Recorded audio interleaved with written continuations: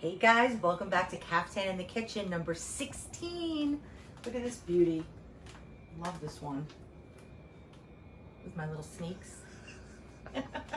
Okay, so it's the day before Thanksgiving, and I thought I would just show you how to make the quickest, simplest, tastiest cranberry sauce. Really inexpensive. Anyone can do this. You can do it with your kids, and hopefully you'll like it. So we're just gonna start. I have a pot on the stove. I'm going to turn it on.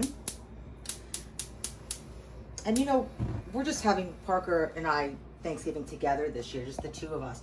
So I have, one can of whole berry cranberry sauce, right? And it's a 14-ounce can, and I just filled up the can with water and put 1 can of water in there. Now, you can get fresh cranberries, but I really find that most people love this cranberry sauce the best because it's what they grew up with, so you got to give the people what they want. Okay, so I'm going to take a potato masher and I'm just going to break up this cranberry, just like that. Okay, and we're going to put the flame on high, and to this we're also going to add 3/4 of a cup of fresh squeezed orange juice. I have 3 orange peels. Throw those in there. I have 1 cinnamon stick. If you don't have cinnamon sticks, you could put like a teaspoon of cinnamon in here. I have 3/4 of a cup of granulated sugar. And I have a pinch of salt. Okay, and then to this, my kind of secret ingredient is persimmon. Right, they're in season right now, and it's kind of a different thing to put into your cranberry sauce. And if you don't like persimmons or you don't want to use persimmons, sometimes I cut up an apple, or I cut up a pear, or even pineapple, just to like give it a little bit of a layered flavor. You know how I love to layer my flavors, right? So we're gonna just cut this up and bring that to a boil, and this can be pretty chunky.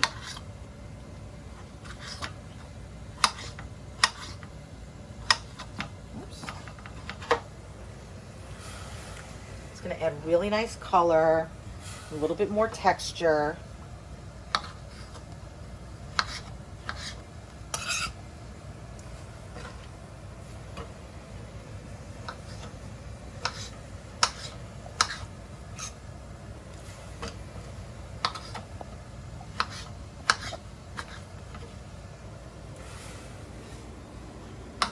So if you're having a larger group of people, you can just double or triple this recipe. I always find in my experience that I make way too much cranberry sauce, and it always goes to waste, right? I mean, you want a little bit extra because the day after Thanksgiving, we always like to have leftover turkey sandwiches or turkey on a plate with gravy and with cranberry sauce and stuffing. So, make enough, but don't go overboard. I think people just take kind of like a dollop or two, and that's it. Okay, so we're gonna let this come to a boil, and then turn it down to a simmer, and we're gonna reduce it until it coats a spoon. Okay, it's probably gonna take about 20 minutes. We'll be back. Hey guys, so it's been about 20 to 30 minutes, and we let this reduce, and you can see, I'm gonna turn off the flame now. It's really reduced down. If you see here, this is where we started. Right? So we reduced it by half. You can see the line. See that, Parks? Yeah, I can see it. Okay. So it's very kind of viscous. And so what we're going to do is let this cool.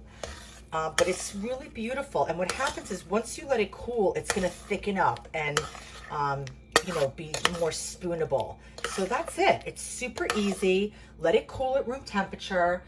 Put it in a container and put it in your fridge overnight. You can make this up to at least 3 days ahead, okay?